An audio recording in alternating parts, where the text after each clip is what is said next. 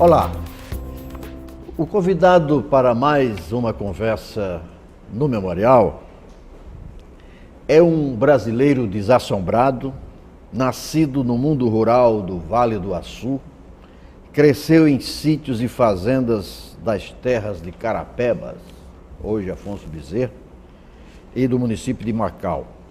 É açuense, ex-sindicalista, ex-deputado estadual pelo PTB de Vargas e cassado na terceira sessão legislativa da 48ª legislatura, em abril de 64. Foi camponês, caçador, vaqueiro, pescador, peixeiro, bagrinho de caiação de navios, camelô de guloseimas, pequeno comerciante, vendedor de jogo do bicho, trabalhador do balaio nas salinas e burocrata na indústria salineira, segundo narrou nesse belo texto o advogado Renan Ribeiro de Araújo, seu filho. Para essa conversa também convidamos o jornalista Afonso Laurentino Ramos, meu colega durante 15 anos no Diário de Natal.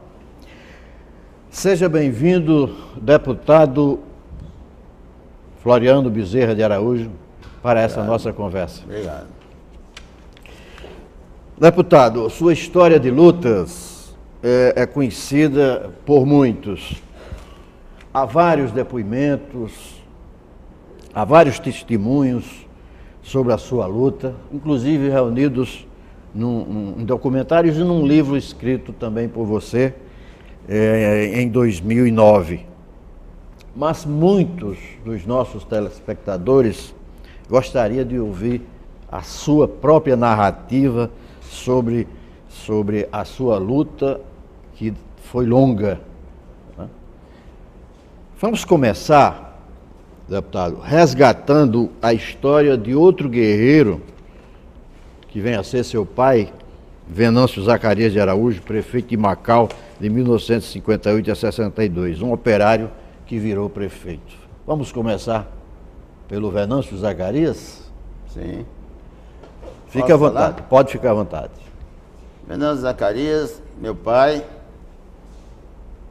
nasceu em Santana do Matos, foi trabalhador sem terra, do eito, da enxada, foi tropeiro de animais, cortou dormento para a linha férrea de Angicos e morou em Afonso Bezerra algum tempo. Casou com a filha de Afonso Bezerra, hoje de Carapeba, hoje Afonso Bezerra. E daí, em 1936, rumou para o Vale do Açu. E lá chegamos, tivemos na fazenda Muquem, na fazenda Floresta, de meu avô. A fazenda era um sítio, né? 500 hectares de terra, aforada ao governo do estado.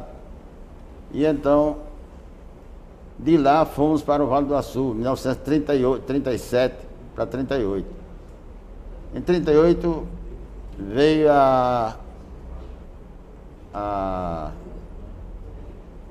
o impaludismo, tomou conta do vale, né? Tomou conta do vale, foi um negócio muito sério, morria gente todo dia. De frente à nossa casa, assim, tinha uma família Bilizara, tinha a matriarca, tinha 18 filhos. Numa tarde só morreram 3 filhos dela. Então, na vereda, a estrada que se chamava na época, entre Tabuleiro Alto e o Canto da Velha Joana, onde é hoje Alto do Rodrigo, município todo, isso acontecia da maneira mais horrorosa. Os enterros eram assim, eram uns após o outro, naquele estilo do sertão. na rede, né? E aqueles homens que iam fazer aquele sepultamento, também tombando em Paulo Estevam, mas uns enterravam os outros. E daí, nesse triste acontecimento do Vale do Açu, em 1938, quando a coisa já não tinha mais o que esgotar de tanta mortandade, o governo Vargas entrou em ação, mandou uma equipe de técnicos e, no espaço de 90 dias, erradicou a malária do Vale do Açu. Me lembro muito desse fato. E lá então, no Tabuleiro Alto, eu tinha um tio em Macau, um irmão de minha mãe, Afonso Solino Bezerra, pai do jornalista Bosco Afonso. E então ele tomou conhecimento que a irmã dele, minha mãe, estava lá no Tabuleiro Alto nessa situação, só tinha ela de pé, a família toda estava doente. Meu pai, como que, descangotado, só esperando a morte. Então ele contratou um caminhão, naquela época, V8, novinho, mandou nos apanhar lá. Levou para Macau. Chegamos em Macau, lá em Macauzinho, hoje Salinópolis, ele já tinha comprado uma casa de taipeiteira muito boa, tinha 2 jumentos arriados, né? Tinha foice, tinha machado, tinha facão, né? Para que eu e José, meu irmão, cortássemos lenha, cortássemos vara, cortássemos cambitos, sal, tá, aquela coisa toda, e fosse levar para vender em Macau. Os cambitos eram para vender para a Companhia de Comércio e Navegação, botando aquelas palhas que empalham aqueles paredões. E então aí nós chegamos à cidade de Macau. Meu pai passou a temporada na casa de Afonso, direto no dia que ele chegou, passou direto para a casa de Afonso. 90 dias lá, em tratamento. Saiu radicalmente curado da casa de Afonso Solino. Aí então foi trabalhar no rancho da Salina Conde, Pereira Carneiro, Salina Grande. E lá, dentro de poucos dias, ele conseguiu juntar 703 trabalhadores e formou a fundação da Associação dos Trabalhadores em Salinas. E essa luta foram 10 anos. Nesse meio tempo ele teve que ir para o Amazonas, porque as perseguições de Macau, do Patronato Salineiro, a Companhia de Comércio e Navegação, começou, quando não tinha mais o que fazer, botou capangas para matá-lo. Então houve vários entreveiros à noite, em Camboa pescando, na caminhada que ele fazia entre Macau e Macauzinho, onde ainda estava a família. Aquela luta toda foi um inferno.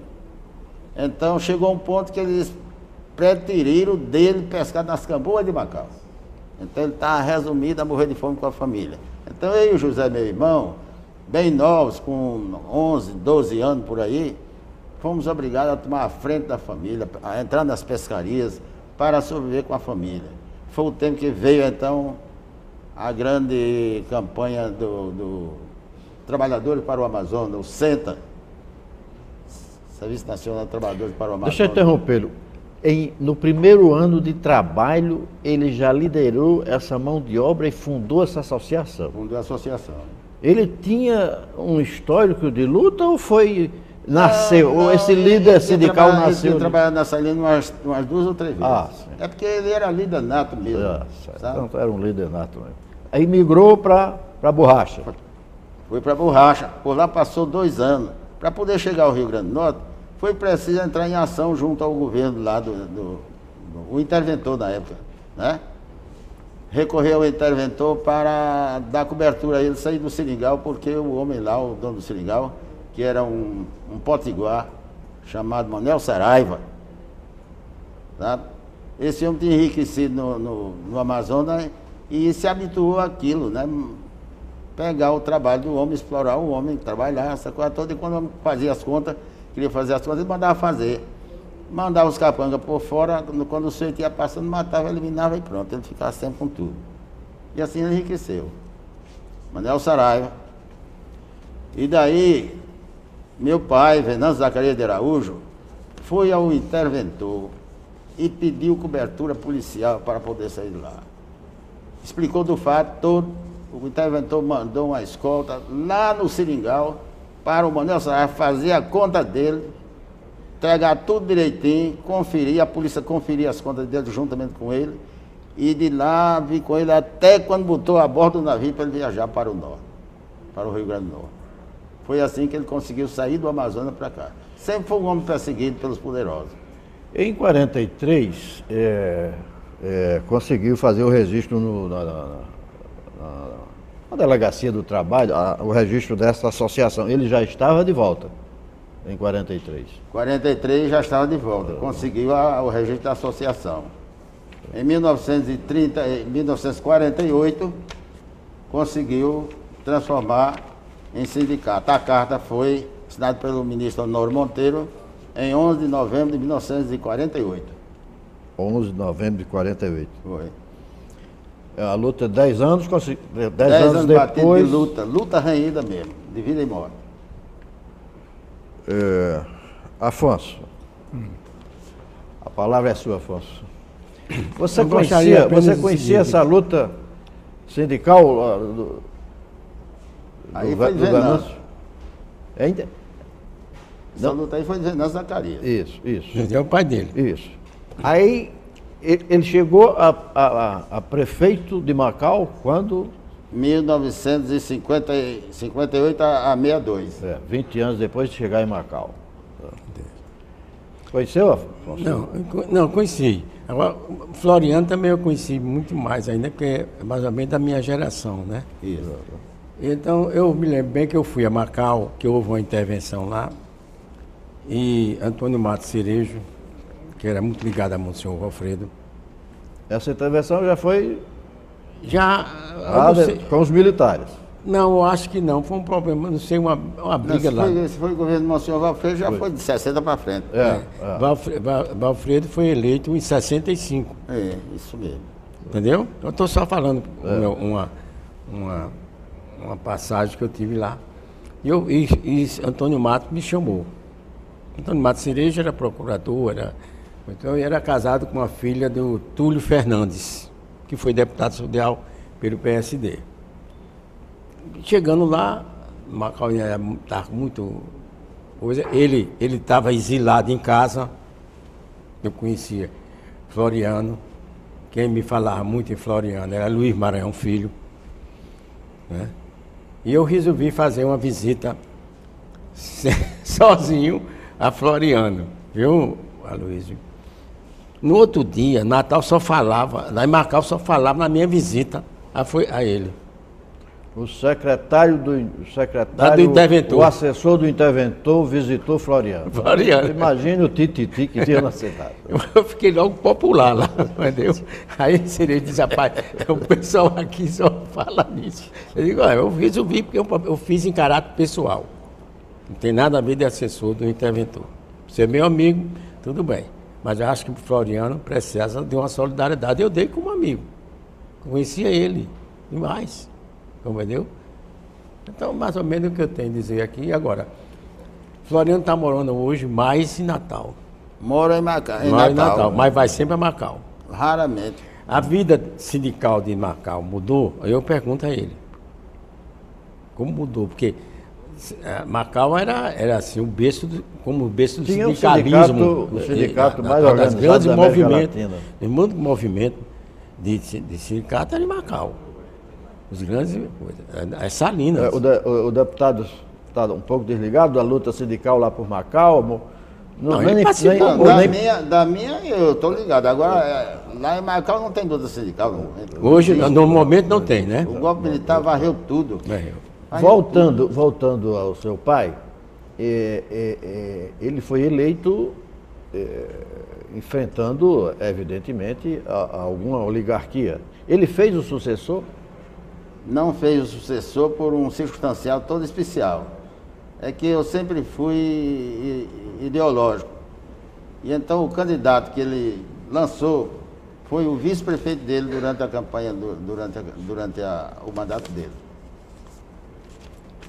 Horácio de Oliveira Neto, pai de Armando Paiva, pai de Horácio Paiva. De Horácio Paiva. Esse cidadão não entrava no meu calendário de candidatura por uma faceta de 1935 àquele presente, né, aquela hora. E então eu não aceitei. E avisei a meu pai, não candidato, porque o senhor, quando ele foi vice-prefeito, foi contra o meu voto. Foi candidato a vice-prefeito, foi contra o meu voto, rigoroso, perdi por 2 votos na convenção do PTB. Aí... Quem era o presidente do PTB aqui no Rio Grande do Norte? Era Clóvis Mota. Cláudio Mota. Na época, quer dizer, tem um período de Clóvis e tem um período o patriarca, João Mota, João Mota, eu sei. né? Você sabe quem foi Clóvis? Então, quando na primeira suplência, para eu assumir os 30 dias, foi preciso abrir uma luta renhida com os Mota, Eu sei. através Os costumes de couro grande era de os para Mota. poder... Na passar. primeira eleição, ele ficou na primeira suplência, assumiu a vaga de Clóvis. Foi. Porque ele foi deputado federal. Porque Clóvis era um homem altamente compreensivo, de sentimento de justiça elevado, tudo, enfim.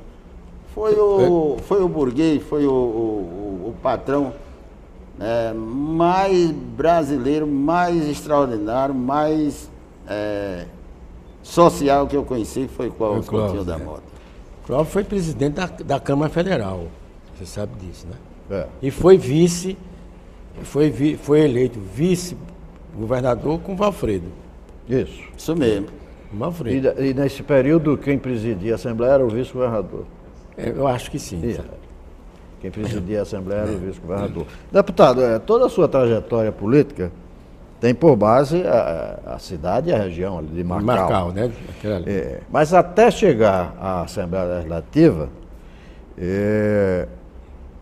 houve um longo caminho na militância sindical. Ou seja, você substituiu seu pai, também nessa luta. Exato. E foi a partir da sua gestão que aquele sindicato chamou para si toda a luta dos trabalhadores. Tomou um rumo ideológico. Isso. Rumo ideológico é preciso fazer isso. Porque meu pai é idealista. Ele não era ideológico, Eu sei. sabe? Ele era idealista. E era um líder nato. Ele comandava a classe mesmo de qualquer maneira dentro dos postulados da vida dele, né? Agora, eu é que cheguei à conclusão que através daquela performance, daquele desempenho, é que a classe não ia para canto nenhum, né? E nós tínhamos era que desenvolver lutas sociais organizadas, determinadas, conscientizadas, para que a classe se projetasse com pujança, com força, né? Entendeu? A nível nacional e internacional. Isso mudou radicalmente a história do sindicalismo no Do Estado. sindicalismo brasileiro. Ainda hoje está por estudar. A partir das Salinas, né? A partir das Salinas de Macau. Pela importância econômica da época, circulava muito dinheiro por ali. Circulava muito dinheiro. Macau era uma cidade portuária, pesqueira, salineira, né, etc. Então, esse tripé aí era um negócio sério, era muito dinheiro. Agora, os trabalhadores não tinham educação para saber o que era dinheiro e tudo, enfim, e segurar, e fazer patrimônio, educar a família, não tinha nada disso. Então, os maridos, estivadores, conferentes, calafatos, essas classes, categorias, né, viviam ali, né?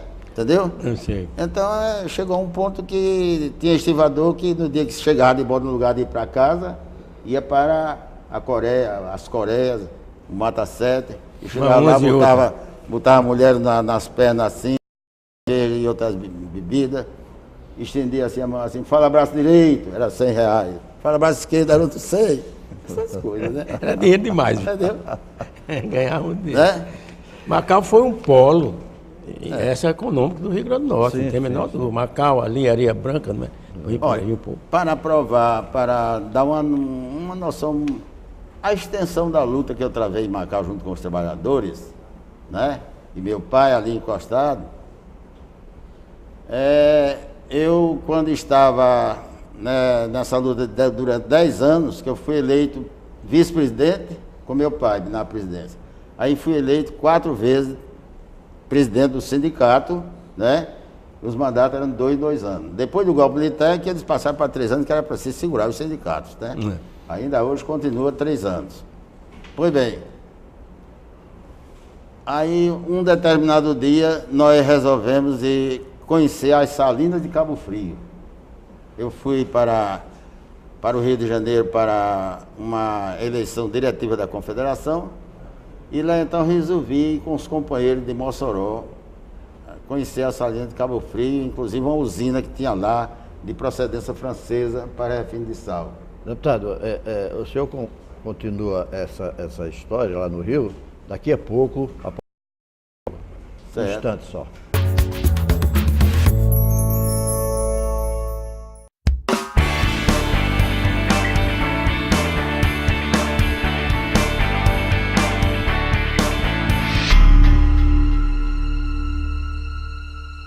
O crack vicia rápido e acaba com a sua vida. Cuidado, seja mais rápido do que ele. Diga não ao crack. A Assembleia Legislativa está ao seu lado contra as drogas. Os tumores de origem muscular podem atingir crianças e adolescentes. Fique alerta. Observe se há sinais de aparecimento de tumores na cabeça, pescoço, braços e pernas. E não esqueça de consultar o pediatra o mais rápido possível. Lembre-se, na cura do câncer infanto-juvenil, quanto mais cedo melhor. Uma iniciativa da Casa do Val Paiva.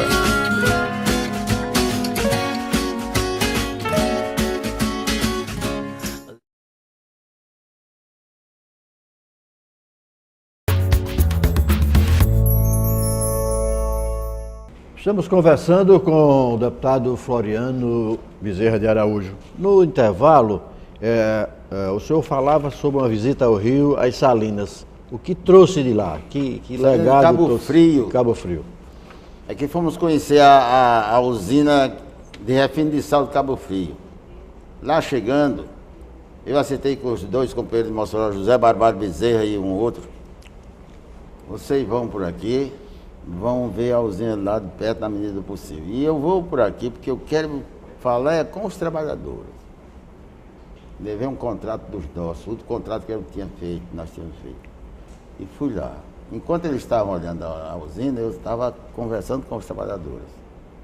E tracei ao rumo aos trabalhadores que eles precisavam tomar conhecimento daqueles fatos, daquele contrato coletivo, se espelhar naquilo ali, e fazerem um movimento grevista lá para poder fazer um contrato que levasse todas aquelas reivindicações que nós já tínhamos.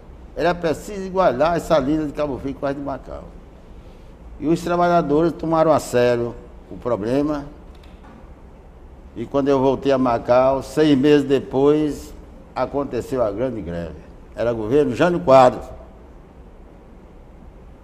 O ministro da Guerra era o general Odílio Diniz. O Jânio ficou tão aperreado com o problema que recorreu ao ministro da Guerra. E o ministro da Guerra mandou descer 2.000 homens de paraquedas em Cabo Frio, procurando esmagar a greve. Não teve jeito, porque a greve estava feita do jeito que era para fazer. Então, lá num certo ponto, os comandantes dos militares que desceram lá voltaram e ofereceram ao Ministério da Guerra que não encontraram ninguém lá, só encontraram uma festa do padroeiro da cidade, que era São José, e nada mais.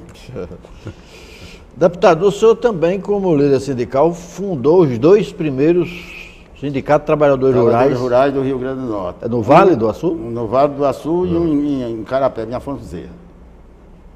Do Vale do Açu foi com 280 homens trabalhadores de base, né?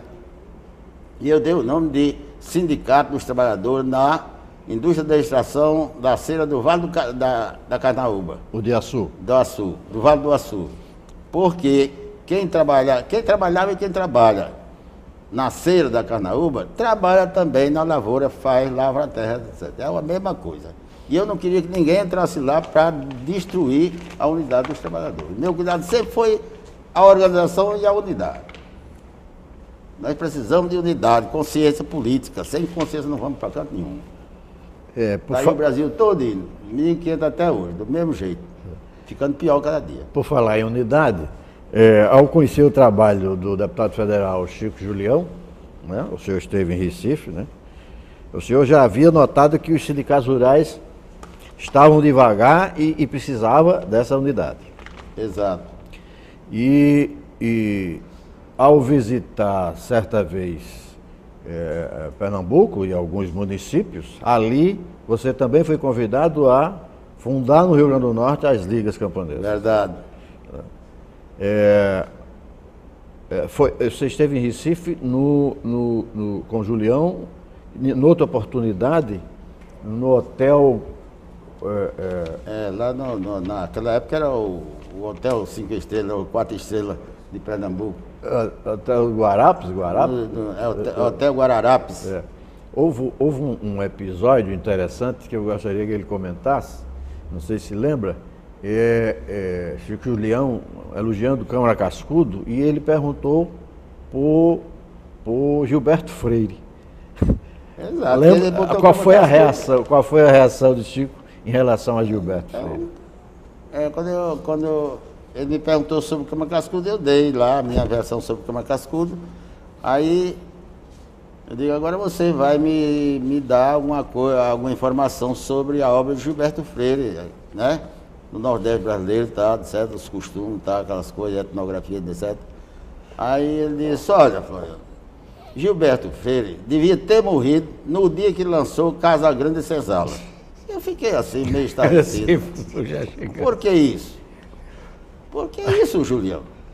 Porque só em Casa Grande e Senzala ele realmente trabalhou, lutou e deixou para a posteridade consciência para o povo. O resto, tanto a do passado quanto dali para frente, foi só para destruir a obra que fez. Agora eu vou falar aqui. Gilberto Freire tem 2 momentos na vida dele. Antes dele ser constituinte, em 45, o doutor Gilberto foi. Tanto que ele, como constituinte, o doutor Gilberto criou o Instituto Joaquim Nabuco de Pesquisas Sociais, que hoje é uma autarquia federal, um dos melhores institutos mesmo. Mas o doutor Gilberto tem muita crítica, porque ele teve, além de a Casa Grande e Senzala, teve Sobrados e Mucano, que é uma sequência dos estudos dele, e Ordem e Progresso. E o doutor Gilberto passou a defender já a ditadura. Já a ditadura, olha quando eu você. Foi um grande choque de muita gente. Entendeu? E tem muita gente que disse que ele escreveu Casa Grande e Senzala porque ele pensava em ser da Casa Grande também. Porque você vê Casas e Mucambos, Sobrado no Campo já é outra fase. Aquela obra é muito importante a gente ler. É claro que é muito e tomar conhecimento do que aconteceu na nossa escravatura e que continua acontecendo. Claro. Lá tem uma passagem... Tem muito saudosista aí, né? Uma passagem que diz que mulher branca é para casar, mulher mulata é para fazer amor, e a negra é para parir mão de obra para desenvolver a agricultura dos engenhos, essa coisa toda. Isso né? Então não é isso que adotam aí?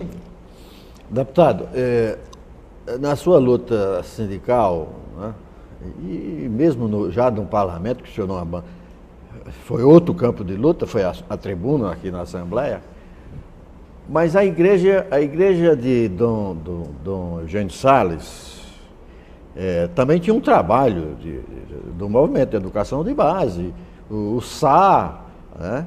E há quem diga que em determinados momentos o Serviço de Assistência Rural andou trombando com outras lutas. Isso é verdade? Sim. O Serviço de Assistência Rural era a base da luta contra as ligas camponesas. Era a base da luta procurando ofuscar, dominar, destruir as ligas camponesas. Foi aí que se travou a grande luta com Floriano, no Rio Grande do Norte, porque eu tive a infelicidade de botar a igreja do Eugênio de Araújo Salles, né, para lutar contra o meu trabalho, a minha determinação de organizar o povo do Rio Grande do Norte, os trabalhadores em geral, inclusive dos campos. Aí o resultado foi muito duro, muito amargo. Eu sofri uma pressão enorme da igreja durante aquela fase, sabe? Porque eu fundei os 2 primeiros sindicatos de trabalhadores rurais na primeira semana de 1960, né? Aí a igreja veio fundar o sindicato a rigor em 1963. E querer dizer que é dono da obra não é possível. Não é possível. Tem que ter os pioneiros das grandes construções, né? Foi o meu trabalho. Teve o Movimento Natal. O Movimento Natal evita esse tema, né? Mas se me permite, não é só isso. Aqui era o governo Jânio Quadros. Ele foi ao Rio de Janeiro e trouxe, era fácil trazer, trouxe uma carta cobrindo 15 municípios, entre os quais os 2 que eu tinha fundado, os 2 primeiros. Para aí então ele começar a fazer fundação de sindicato. Carta sindical com abrangência em 15 municípios, dominando os 2 municípios que eu tinha fundado. Aí arranjou um inimigo. Aí o negócio foi quente. Dom Eugênio Sala, eu acho que a grande obra dele foi a educação através do rádio. Foi o MEB, né? O Movimento da Educação de Base, a fundação das 3 emissoras rurais Natal. Que era ali atrás do Rio Grande, né? Luiz, era ali atrás do Rio Grande, o cinema Rio Grande. Dom Eugênio é uma figura da igreja que é muito contraditória. Ele realmente era anticomunista e ele tomava posição. Mas ele teve alguns momentos que não foi. Posteriormente, vou falar aqui de uma figura que não está no temário, mas ele foi um cara que defendeu Luiz Maranhão, Dom Eugênio. Os padres também têm essas coisas, vai e volta. Entendeu? Vai e volta. Vai e volta. Entendeu? Uma análise, análise de Dom Eugênio. O problema é isso. Ele teve umas posições muito conservadoras, que era esta aí, foi conservadora, para não dizer reacionária, entendeu? E teve outras posições avançadas. Essa que é a verdade. Por exemplo, ele no golpe de 64,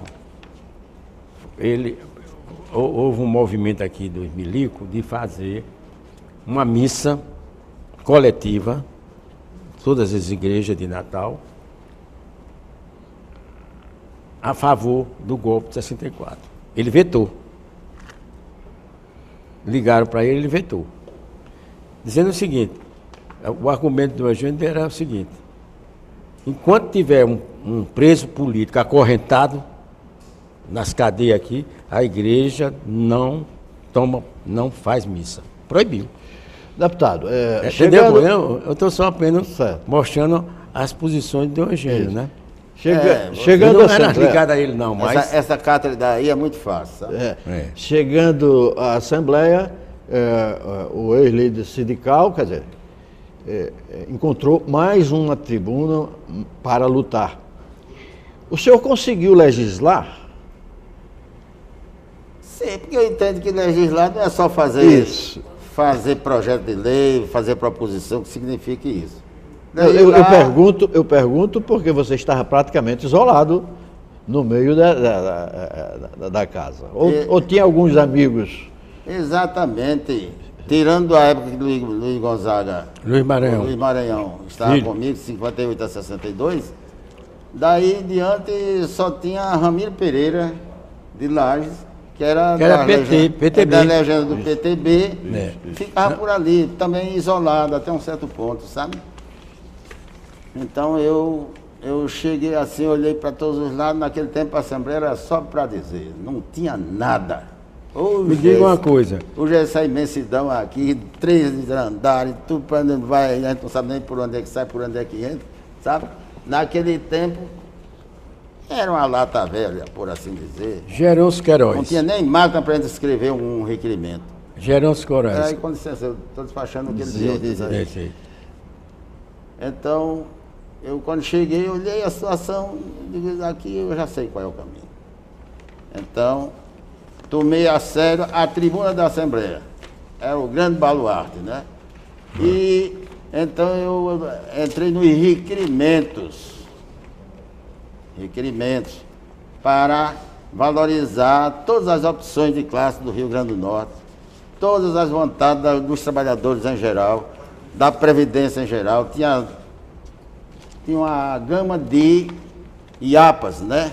Era IAPTEC, IAPC, IAPI, sai por aí. IAPES. Então, IAPES, né? eu botava para torrar dentro desse contexto todo, era um movimento que não tinha limites. Então, a tribuna da Assembleia eu usava dia sim, dia não, dependendo apenas da minha inscrição, porque tinha que fazer a inscrição pela ordem. Mas daí em diante, era para valer. Olha, deputado, nos assentamentos que o memorial guarda, sobre a sua passagem aqui,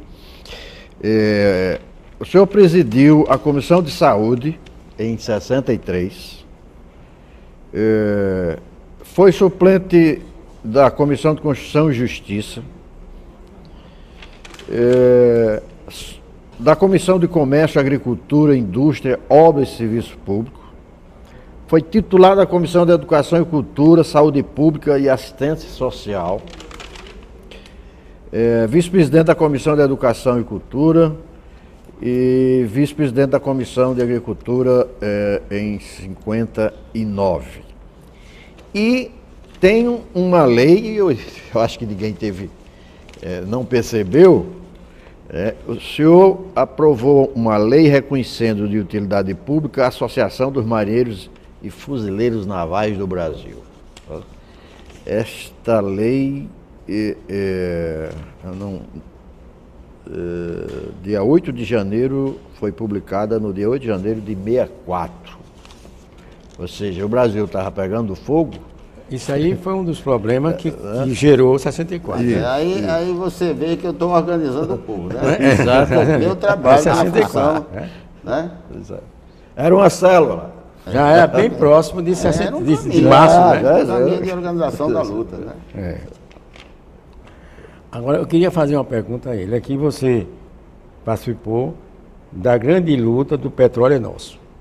Exato. Foi um dos grandes movimentos que segurou... Loriano tinha 19 anos nessa época. Segurou Já estava na a criação da Petrobras. 1946. Né? Posso falar? Pode, agora pode falar. 1946. Eu entrei na grande luta da campanha nacional O Petróleo é Nosso.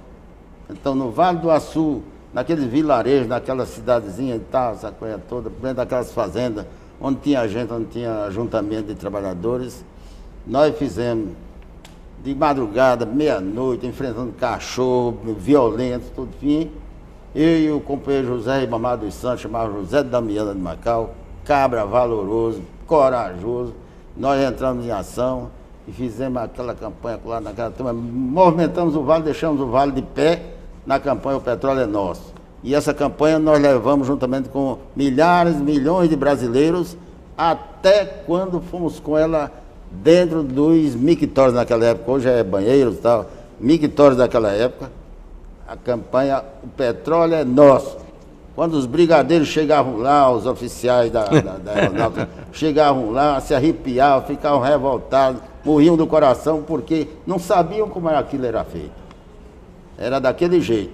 Daí então essa campanha, nós levamos até quando conseguimos chegar com ela ao presidente Vargas, exigindo a criação de uma empresa que fosse tratar do nosso petróleo, explorar, pesquisar, perguntar essa coisa toda, e então fazer jorrar o petróleo brasileiro para que o país pudesse se desenvolver. Agora eu pergunto, gente, o que é que temos de bom nesse país hoje a não ser a nossa Petrobras? Essa gigante que está aí dominando o mundo, dando até mais para a roubalheira mais vergonhosa que esse país já viu até hoje. É isso aí, mas isso foi luta do povo brasileiro, não foi de governo não, não foi de militar, não foi de nada disso, foi do povo brasileiro. Teve alguns militares no meio, Nilton Estilac Leal, Carlos Pereira da Costa, Oswino Alves, né? E mais outros, né? Estilac Leal foi ministro da Guerra e apoiou a Petróleo Nosso. Foi bem. Então, foi essa luta que nós travamos. O Partido Comunista, na época, era o grande responsável pela organização, a fibra, o punho, a raça, de movimentar tudo isso para que esse país pudesse se desenvolver e crescer e fazer vida feliz para o seu povo. Mas o que foi que custou? 47, Vamos fazer. Fez ali um gesto ali. Vamos fazer mais um intervalo e a gente retoma com a cassação do deputado Floriano Agora, deixa Bezerra.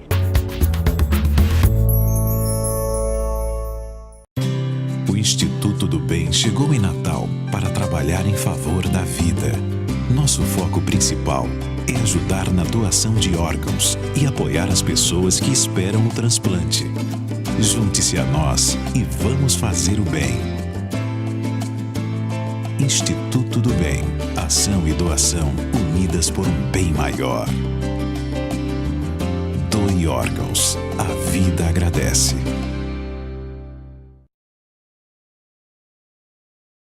O Brasil adota a Convenção da ONU sobre os direitos das pessoas com deficiência. O direito à educação é fundamental porque nos prepara para a vida em sociedade e serve como base para o trabalho. Isso é inclusão. Está na Constituição. As pessoas com deficiência podem conviver e influir. E o que é mais importante, elas querem participar.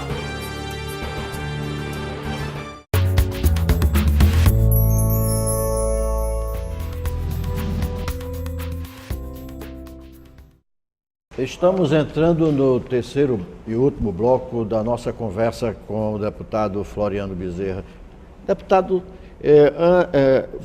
você teve 3 encontros com o Jango Goulart, inclusive em Natal e depois como presidente da República. Em Natal ele era ministro do Trabalho. Ministro do Trabalho vindo do Amazonas. E houve um encontro aqui. Aqui, no movimento sindical, o recebeu aqui, nas Rocas. Está aqui, Nas Rocas, foi um ato público? Um ato público. Milhares de trabalhadores. Em 54, Jango foi ministro do Trabalho de Getúlio já. Isso. É. Né? Entendeu? Exatamente. Próximo do suicídio de Getúlio. Isso.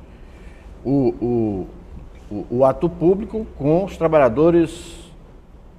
Os trabalhadores do Rio Grande do Norte sindicalizados aqui, o movimento sindical da capital. Depois, já como parlamentar, o senhor esteve com o presidente Jango. Sim, porque aconteceu que eu fui designado pelo movimento sindical aqui para ser o orador oficial para a recepção de Jango. Você ficou conhecendo o futuro presidente. Aí então eu balancei o coreto. Aí Jango ficou comigo, né, lá em cima, sabe? E daí então as lutas foram sendo travadas, foram avançando. Quando eu tive que ir, vez por outra, ir ao Rio de Janeiro fazer contrato coletivo de trabalho e as eleições diretivas da Confederação Nacional dos Trabalhadores, da CNTI. E aí sempre um movimento, quando a coisa estava pegando, eu ia lá. Pedi uma audiência e ia falar com ele.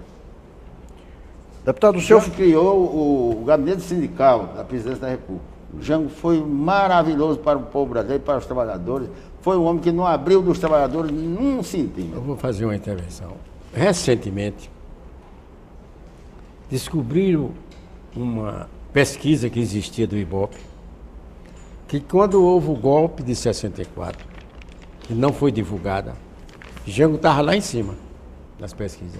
Bom, essa pesquisa que ele está falando, se me permite, a Folha de São Paulo publicou essa pesquisa, que 3 dias antes da queda de Jango, a popularidade de Jango estava de 90% até 100% impressionante isso, foi descoberto. Inclusive em São Paulo.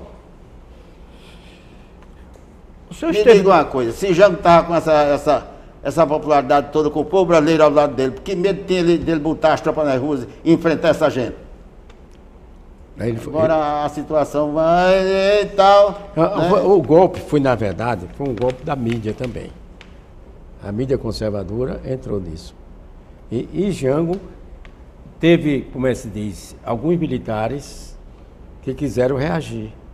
E Mas ele não permitiu. Porque aquela tese não derramar o sangue do brasileiro. Ele não permitiu. Tem essa versão. Tem essa versão aí, né? Mas é como você disse, né? O senhor esteve no comício da Central do Brasil, dia 13 de março? Não, porque eu estava com outro movimento. Mas o senhor estava no Rio? Não estava no Rio, não. Eu estive na antivéspera do comício, por assim dizer. Fizemos um comício na Esplanada do Castelo, Logo ali eu verifiquei em que ponto nós estávamos. Jango era o ministro do Trabalho. Não, o comício não, ele já era presidente. Ele já era o presidente, ele estava... Ele assumiu no lugar de... Era presidente. Ele era presidente. Nós fizemos então de momento um movimento lá na Esplanada do Castelo para aproveitar a presença de todas aquelas lideranças sindicais, né? E quando chegamos lá, olha, no quarto andar daqueles edifícios tinha ninhos de metralhadores assestados contra nós, os trabalhadores. Aí eu desci a lenha que tem no meu livro de memória, tem uma página sobre isso. Desci a lenha mesmo. O senhor não foi caçado pelos militares. O senhor foi caçado pela Assembleia Legislativa. No rigor prático, o objetivo das coisas foi pela Assembleia Legislativa. Na 48ª legislatura. Ou mandato? Hein? Pela Assembleia, foi caçado o mandato. Caçado o mandato. Meu mandato de deputado foi caçado em primeiro lugar, em primeira oportunidade, pela Assembleia Legislativa do Rio Grande do Norte. Por isso que quando o Mineiro levantou para eu receber um mandato simbólico, eu sei que a vida é real e eu não ia me passar para essa baixeza. Não vim recebê-lo, nem recebi, nem receberia nunca na minha vida.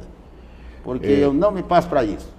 O senhor lembra quem era quem propôs a sua cassação e quem era o relator? Quem propôs a cassação foi o deputado José Pinto de Apudi. Meu já disse. José Silveira formado em teologia pela Academia Gregoriana de Roma. É da família Pinto, lá de Apudi, que dominava toda aquela área ali. Do velho Lucas Pinto. E o relator? O relator era Ivan França. Ivan França, né? É líder do governo, eu acho, na época. E tinha outro, tinha Jasfiusa, tinha Jasfiusa, primo de Aloysio Bezerra.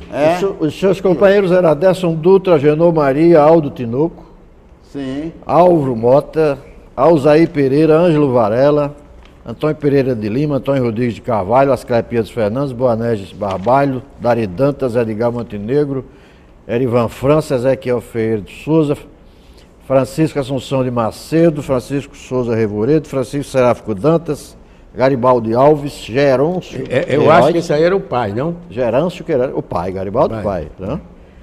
Manuel Vilino, Manuel Torres, né? Manuel Vera Saldanha, Milton Marinho, Olavo Montenegro, Milton Marinho, irmão de Djalma. Né? Pois é. Você se lembra?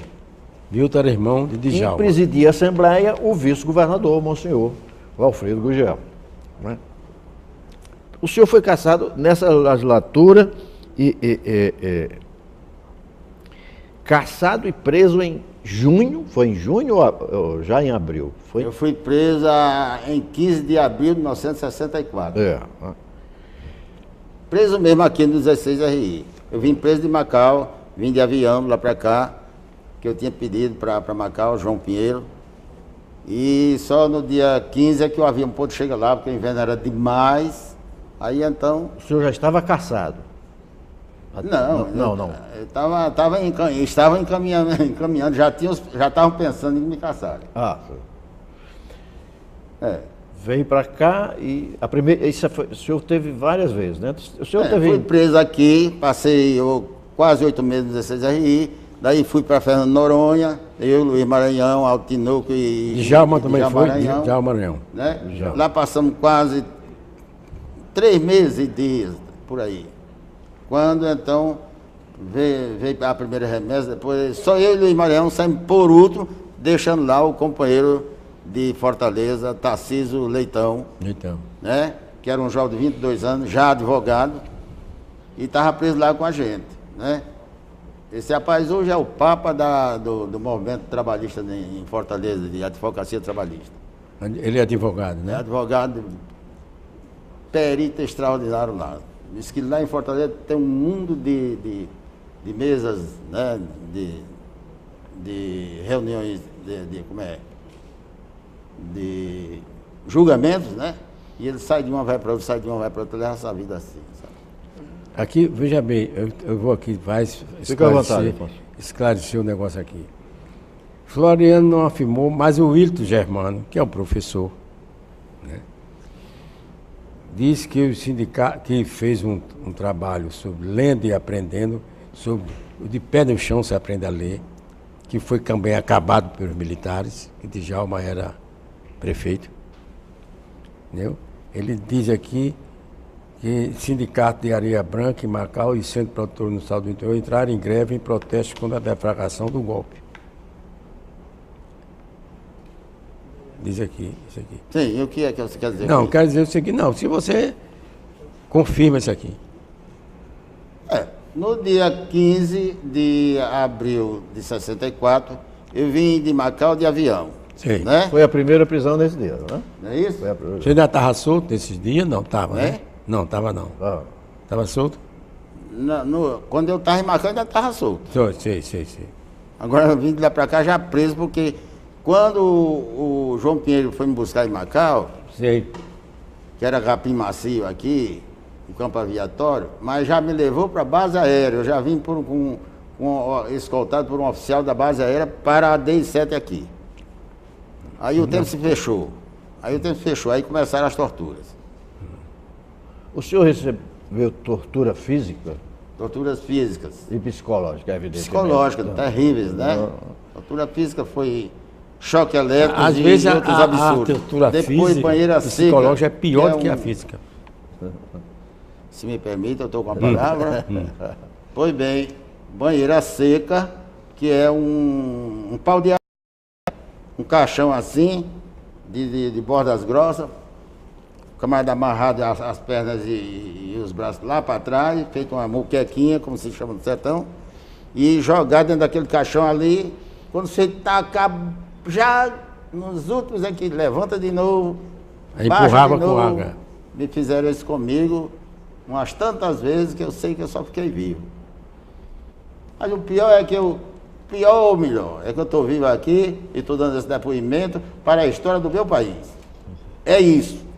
Precisamos nos unir, ter força, ter coerência, ter idealismo e ideologia consciente. Porque se não tiver consciência, esse país vai ser eternamente isso. Olha aí, nós não elegemos Dilma Rousseff presidente da República. Por que não querem reconhecer que o mandato presidencial é dela dado pelo povo brasileiro? Por quê? Porque estão roubando a Petrobras? Porque roubaram a Petrobras? Porque roubaram isso, roubaram aquilo? É Dilma responsável por isso? Não é. Todo mundo sabe que esse Brasil foi roubado até hoje. E continuará dentro desse sistema podre. Não tem nada a oferecer ao povo brasileiro. Ontem mesmo eu li vários, agora foi bom você falar, vários depoimentos de vários juristas dizendo que não tem sentido esse negócio de impeachment de Dilma. Não tem sentido. Porque o país, é claro que houve na Petrobras roubo, deflagratura, porque eu sou daquela tese, corrupção não é da agora não, corrupção é muito antiga. Entendeu? Agora, tem que ter responsável. Quem foi o responsável? Está sendo punido. Aí, entendeu? Você falou lá atrás. Agora, esse Lá problema da atrás, Lava Jato, certo? Eu vi um artigo ontem de menino que é um dos jornalistas da Folha, acabando com esse negócio da Petrobras, da Lava Jato. Como a forma de fazer, de delação premiada. Se delação premiada, você tem, tudo bom. Há grandes países que não aceitam delação premiada. Você vai premiar um delator? Primeiro uma pergunta. Porque Esta é uma tese, nós estamos Agora, eu fiz só para mostrar também que ele passou, isso agora no Brasil, existe uma perspectiva disso, tem gente defendendo o golpe. Os mais velhos, quem viu o golpe de 64, né? Não quer, né? Não sabe, né?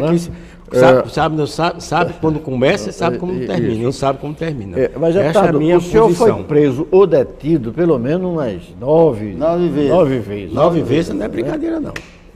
Consta que... Teve uma delas que foram 84 homens do Exército Brasileiro me buscar em Macau. 30 dias batalhão, depois 30 dias depois que eu cheguei de Fernando de Noronha. Um batalhão para sem pegar uma ver nem pessoa, não é que, brincadeira, 84 não, né? homens me apanharam em Macau. Tem muita arma, né? Prenderam lá na minha cidade, no seio da minha família, no seio do meu povo, da minha gente. Sem ter motivo nenhum porquê. jogaram aqui no RO, me trouxeram de lá como um macaco em cima passando nas feiras livres, fazendo pirueta nas feiras, etc. Aí me jogaram no RO aí, 11 dias sem ver a luz do sol. Quando no 11º dia eu fui tirado para depoimento, e os meus inquiridores eram o Major José Francisco de Oliveira e o Capitão Leite. Capitão Leite duro, rígido, o Major José Francisco com uma figura calma, tranquila, tá, etc.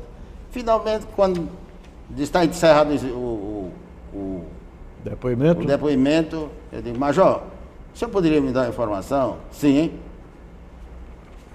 Porque os senhores foram me buscar em Macau, me trouxeram, jogaram aqui numa cela escura, depois de todas essas peripécias aí, sem dizer por quê. Aí ele historiou o fato. É que um cara tinha comprado um caminhão lá, o meu sogro, e para assinar em duplicata, para pagar durante 10 duplicatas, e então comprou o carro e no dia seguinte, ou 2 dias depois, arribou com o carro e foi embora para o Piauí.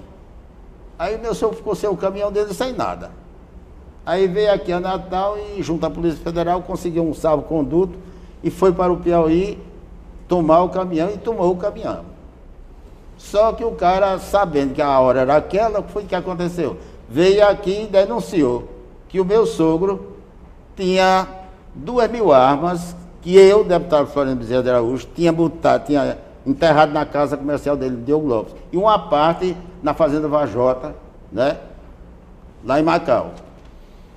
Para resistência, né? Aí lá vão 11 viaturas, 84 homens buscar em Macau. E me levaram para Diogo Lopes, quer dizer, passaram a noite em Diogo Lopes, escavando tudo, viraram tudo as avessas na casa comercial do meu sogro. Aí foram para a Fazenda Vajota também, do mesmo jeito, não encontraram nada. Aí é que foram me buscar em Macau. Afonso, nós estamos... Aí ainda me levaram para Vajota, depois voltaram para Macau, a guisa de encher os tanques dos caminhões de gasolina da cidade toda. Nós estamos nos aproximando do final e eu queria conhecer um pouco do dia seguinte, né? A luta do deputado Floriano, que não cessa nunca, depois de cassado, né? Ele começou tudo de novo, voltou para o Vale do Açu, né? E foi duro sobreviver, pelo menos nesses primeiros anos pós-cassação. Ah, meu marido, eu passei 4 anos com minha família morrendo de fome. Na maior humilhação do mundo em Macau, aquela hegemonia, meus filhos não podiam estudar, sofriam toda a espécie de bullying que eu chamo hoje, né? Essa coisa toda. Foi aí que nós decidimos, eu e minha mulher, de ir mandando para Natal, porque senão eles ficariam analfabetos lá. 4 anos, minha mulher fazendo dia e noite, calcinha de menino, roupinha de crianças, de meninas e tal, etc. Ela fazia aquilo direitinho e saía no dia seguinte vendendo de porta em porta e ainda sofria ataques, né? Como se diz, admoestações. Afinal, era mulher de um comunista e tal, não sei o que, essa coisa toda. É isso aí, gente. Não é possível ficar lá silenciado diante dessas coisas.